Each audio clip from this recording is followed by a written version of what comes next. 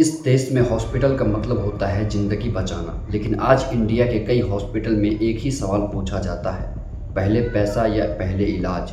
और जब पैसा ख़त्म होता है तो अक्सर सांस भी ख़त्म हो जाती है। इंडिया में प्राइवेट हॉस्पिटल का बिजनेस 4 लाख करोड़ से ज़्यादा हो चुका है और ये बिजनेस ज़्यादातर इंसान की मजबूरी पर चल रहा है। आईसीयू का खर्चा 30,000 से 1 लाख, वेंटिलेटर 15,000 से 25,000 per day, normal delivery private 80,000 से 2 लाख और सी सेक्शन 2 से 2.5 लाख। एक मिडिल क्लास फैमिली के लिए ये बिल सिर्फ नंबर नहीं है, ये जिंदगी भर का कर्ज बन जाता है। कई केसेस में पेशेंट आईसीयू में होता है लेकिन फैमिली बिलिंग काउंटर के सामने रो रही होती है। एडवांस डिपॉजिट मांगा जाता है, कैश खत्म होते ही ट्रीटमेंट स्लो, डिस्चार्ज प्रेशर या आईसीयू से हटा देना। क्या किसी इंसान की सांस हॉस्पिटल के एडवांस से ज्यादा महंगी होती है? और दोस्तों इतना ही नहीं, यहाँ गवर्नमेंट हॉस्पिटल ओवर क्राउड है, डॉक्टर कम और पेशेंट ज्यादा है और प्राइवेट हॉस्पिटल इसी मजबूरी का फायदा उठाते हैं।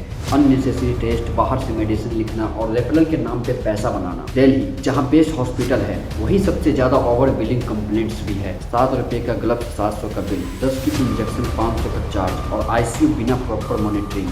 और दोस्तों मुंबई जैसे शहर में हेल्थ केयर एक लग्जरी बन चुकी है। कोविड के टाइम आईसीयू बेड्स ब्लैक में, इंश्योरेंस के नाम पे इन्फ्लेटेड बिल, ट्रीटमेंट के बिना डिस्चार्ज। तमिलनाडु के गवर्नमेंट हॉस्पिटल बेटर माने जाते हैं लेकिन प्राइवेट सेक्टर यहाँ भी बिजनेस मॉडल बन चुका है। इंश्योरेंस के बाद भी आदमी सेफ नहीं है। हॉस्पिटल एक्स्ट्रा प्रोसीड्यूर्स दिखा देते हैं, इंश्योरेंस लिमिट खत्म हो जाती है और पेशेंट को बोला जाता है अब आगे का पैसा आप भरिए। और दोस्तों इंश्योरेंस कंपनी और हॉस्पिटल के बीच का ये गेम जो है ना, इसमें सबसे ज़्यादा पेशेंट पिसता है। या तो पेशेंट बच जाता है और फैमिली कर्ज में डूब जाती है, या पैसा खत्म होता है और पेशेंट चला जाता है। हेल्थ पर जीडीपी का सिर्फ 2% खर्चा, government hospital underfunded, regulation weak, medical education खुद महंगी। जब डॉक्टर बनना करोड़ों का इन्वेस्टमेंट हो तो हॉस्पिटल इंसानियत नहीं रिकवरी देखेगा।